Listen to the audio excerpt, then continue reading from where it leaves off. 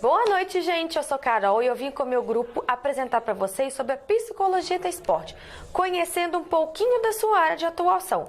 Na motivação, nas lesões, na arbitragem. Temos uma curiosidade no final, não percam. Variação. O psicólogo na área do esporte atua com muita exigência e variação. Algumas tarefas e funções do psicólogo do esporte. Cientista, pesquisar, o qual contribui na produção do conhecimento. Intermediador entre atleta e técnico. Especialista em análise das condições do treino. Responsável pela saúde e bem-estar dos atletas. A intervenção psicológica na prática esportiva pode ser feita através de programas de treinamento. Intervenção psicológica na prática esportiva pode ser feita através de programas de treinamento.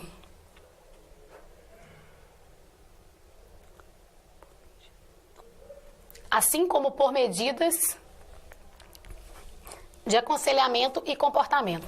A teoria da ação pode ser resumida por um conjunto de 4 postulados básicos: sistema, intencionalidade, regulação e desenvolvimento. Resumidamente, pode-se definir a ação humana como um processo consciente, intencional, motivado e realizado, por meio de diferentes formas em um contexto social. São considerados processos básicos da ação: orientação e realização. A transformação dos processos de orientação intencional, instrumental em execuções concretas e denominada processo de realização. A intenção geral em que se baseia toda a ação é otimizar a relação pessoa-ambiente. Isso é feito para melhorar o nível de adaptação do sujeito ou criar uma melhor integração pessoa-ambiente. Todo treinador, professor de educação física tem o papel de ensinar ou mesmo aprimorar as habilidades motoras e capacidades físicas de seus alunos. Também tem a necessidade de buscar novas metodologias e técnicas para tornarem esse processo mais fácil e menos massivo, objetivando melhores resultados para a aquisição de tais habilidades. O treinamento e aprendizado de habilidades motoras ocorre normalmente por meio de técnicas repetitivas. O treino mental consiste na simulação mental de repetidos movimentos, mudanças e aprendizagem de uma habilidade motora específica. A finalidade e meta da implantação do treino mental é aquisição de habilidades motoras, diminuição da carga física sem a exigência de esforço físico, maior chance de concentração sem obrigatoriedade de local adequado, reabilitação, relaxamento, menor exigência de tempo, controle de níveis de ansiedade, aumento significativo de concentração, eliminação de riscos de lesões, entre outros benefícios. Assim, o objetivo desse estudo foi verificar prováveis benefícios do treinamento mental em aspectos referentes a técnicas e a aprendizagem de habilidades motoras em diferentes modalidades esportivas. Foi verificado que o treinamento mental pode sim contribuir para a aprendizagem de habilidades motoras e que o mesmo pode ser utilizado como uma importante ferramenta no treinamento de atletas, tanto na melhoria do desempenho, como na aquisição e no aperfeiçoamento de habilidades motoras. Essa pesquisa teve caráter de revisão, baseada em periódicos, livros, artigos e sítios acadêmicos. A motivação é caracterizada por um processo ativo e intencional dirigido a uma meta, e isso depende de fatores ambientais e pessoais. Os fatores pessoais podem ser necessidades, personalidade e interesses, entre outros. Os fatores situacionais podem ser desafios, facilidades, entre outros. Podemos considerar, então, que a motivação da prática esportiva depende da interação dos fatores ambientais e pessoais. E no decorrer da sua vida, ambos os fatores podem alterar. Podemos adentrar, então, na clássica teoria da necessidade de rendimento, que é caracterizada por 5 componentes básicos: fatores pessoais, situacionais, tendências resultantes, reações emocionais e comportamento de performance. É fundamental no esporte o desenvolvimento da motivação para o rendimento, a fim de melhorar ou aperfeiçoar o rendimento em alto nível. Por meio da motivação, podemos mudar o comportamento do esportista, através do treinamento constante, da força de vontade e da motivação para o rendimento. E evitar também comportamentos não desejados, como a orientação para o fracasso, a fim de saber lidar com essa questão dentro do esporte, e pensamentos negativos, que atrapalham também no rendimento final. O objetivo principal das técnicas de motivação é moldar o comportamento a fim de torná-lo estável e adequado, criando formas adequadas de comportamentos. A compensação e a prevenção evita formas não desejadas de comportamento. Quanto à pessoa, pode-se aplicar medidas psicológicas a fim de modificar condições individuais da ação. A essa classe de medidas pertencem o ensino, o exercício e o treinamento, além de medidas terapêuticas que ajudam as pessoas a superarem conflitos internos e problemas psíquicos. A aplicação dessas medidas tem como objetivo melhorar e estabilizar as condições individuais de cada sujeito, transformando a motivação extrínseca em uma motivação intrínseca. A orientação ao fracasso para uma orientação ao êxito, predominantemente atribuição causal externa em uma atribuição causal interna.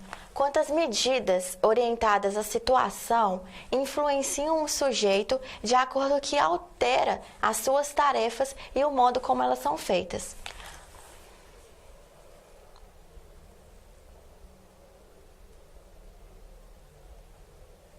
A motivação deve ser trabalhada a fim de gerar para o indivíduo o autocontrole e a saber lidar com as situações de fracasso que surgem ao longo da sua trajetória.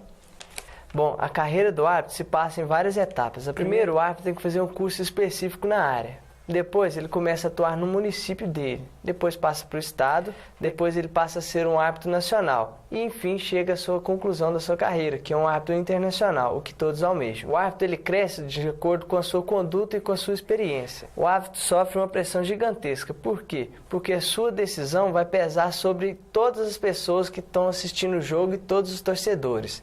Todos os times se preparam o ano inteiro para jogar algum campeonato. E esse campeonato vai rolando o ano inteiro. E na final, o árbitro tem a pressão de apitar esse jogo. Aí ele erra. Aí a pressão cai toda sobre esse árbitro. Então, ele pode ser julgado por toda a sua vida. Tem árbitros que são julgados desde 2001 até hoje, por um erro específico no futebol. Sua família, todas as pessoas que estão ao seu lado são julgadas pelo mesmo erro. Devido a essa grande pressão, o psicólogo vai atuar para ajudar esse profissional, o árbitro. O psicólogo vai ajudar o árbitro quando ele for criticado, principalmente. Por quê? Porque o estado emocional do árbitro vai estar abalado. Então, o psicólogo vai fazer um trabalho emocional com esse árbitro para que ele volte a ter um comportamento de acordo com o necessário. O árbitro precisa estar direcionado ao jogo. Então, o psicólogo vai atuar ali, no emocional dele, para que ele não se disperse do jogo, para que ele tenha foco no campo apenas. E por último, não menos importante, o psicólogo vai ajudar o árbitro a trabalhar dinâmicas, porque sempre uma arbitragem ela é feita em grupo. Então não adianta um árbitro querer trabalhar sozinho, porque ele não vai conseguir, ok? Oi, gente, boa noite. Então, vamos lá.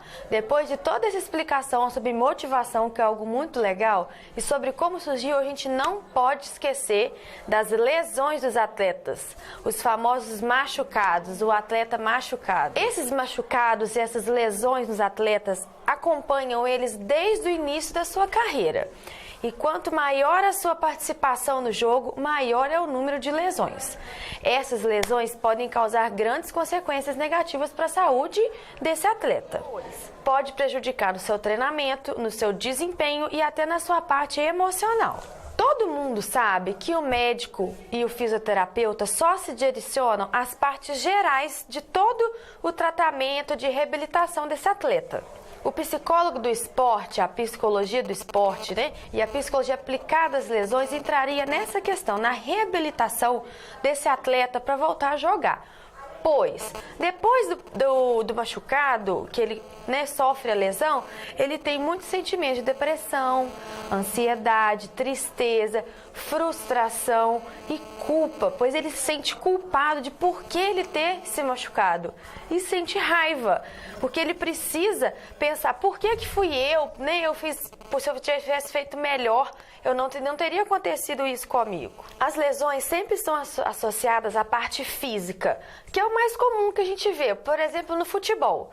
O joelho, às vezes coluna, braço, que são lesões que é o que mais acontece. Porém, se esquece das lesões emocionais, que são devidas ao estresse. Quanto maior o estresse do atleta, maior a possibilidade dele sofrer uma lesão. Por quê? Quando o atleta está estressado, ele aumenta a sua tensão muscular, aumenta o seu nível de distração e diminui o nível de concentração. E esses três fatores juntos estão uma grande chance de ocorrer uma lesão grave, impossibilitando o atleta de poder continuar a sua carreira profissional. E a psicologia do esporte tem que ter conhecimento desse tipo de lesão emocional e tem uma base de 5 etapas que o atleta passa para a aceitação, para a reabilitação desse atleta para voltar a jogar. A primeira é a negação, ou seja, ele não aceita que aquilo aconteceu com ele e tem aquela justificativa. Não foi culpa minha, foi culpa do outro. E a fase da raiva, que seria aquela, nossa, por que comigo? Tudo errado acontece comigo. E é muito comum eles serem agressivos com os que estão em sua volta no processo. A terceira etapa é a negociação. Quando ele passa a negociar com ele mesmo, como ele pode diminuir o tempo para ele habilitar ou negociar assim, eu posso melhorar isso aqui, para eu não precisar de ficar muito tempo aqui. Normalmente são as autossabotagens, que é quando o atleta fala que está melhor, mas na verdade ele pode piorar muito mais o quadro dele. Logo após essa etapa, a gente vem à quarta etapa, que é a depressão, que aí vem os sentimentos de angústia, de tristeza, de incerteza, porque o atleta começa a pensar, será que eu vou continuar? O que será que meu treinador, a minha torcida vai pensar de mim? Será que vão achar que eu tô boicotando o jogo? E a última e mais importante etapa é a aceitação. Quando o atleta aceita que está lesionado, machucado e aceita a melhorar isso de acordo com todos os procedimentos médicos e fisioterapêuticos. E o que fazem essas técnicas? São o estabelecimento de metas, ou seja, no psicólogo do esportivo vai definir uma meta com o atleta, que a partir daquele dia, você conseguiu chegar a esse estágio, muito bem, agora vamos à próxima, nossa meta próxima. E um incentivo muito da autoconversação, que seria aquele famoso mantra, né? E aquele famoso acolhimento pessoal que a gente tem que ter. O atleta vai conversar consigo, vai falar assim, não, por que você não está conseguindo alcançar essa meta? Não, eu estou muito nervoso, eu estou muito chateado. Então isso tudo influencia e é um processo muito válido. Outra técnica utilizada é a técnica da visualização. Ou seja, nesse processo, nós trabalhamos com o atleta para ele visualizar, ele concluindo essa meta e ele sendo vitorioso por isso.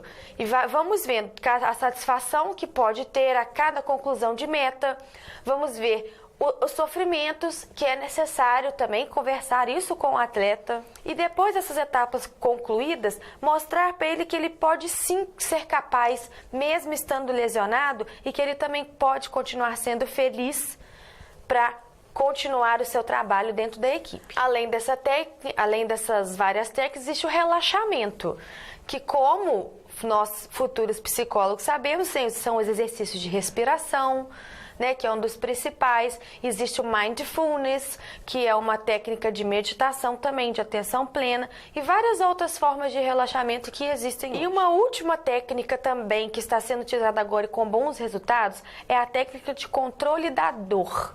Ah, é muito fácil controlar a dor? Não, não é. Porém, para um atleta é muito importante ele saber onde a sua dor está e como ele pode melhorar ela. Porque se ele está sentindo dor e o atleta acaba ficando nervoso, essa dor pode aumentar e pode trazer uma dificuldade dos paramédicos para auxiliar esse atleta. Pois, dentro dessa técnica de controle da dor, não vai trabalhar somente a dor, mas também os sentimentos desadaptativos.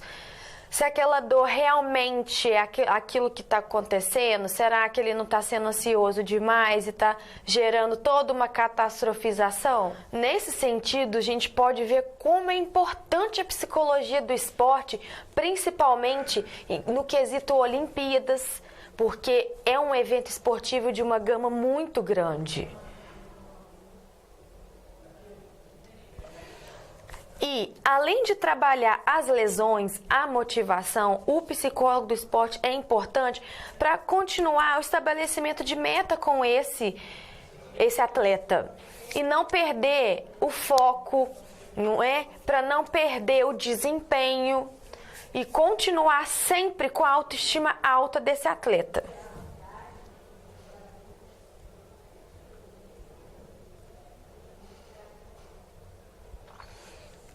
Então, não se esqueçam, além da psicologia clínica que a gente conhece, a psicologia do esporte, nós também podemos atuar no esporte. Então, um grande beijo, espero que vocês tenham gostado.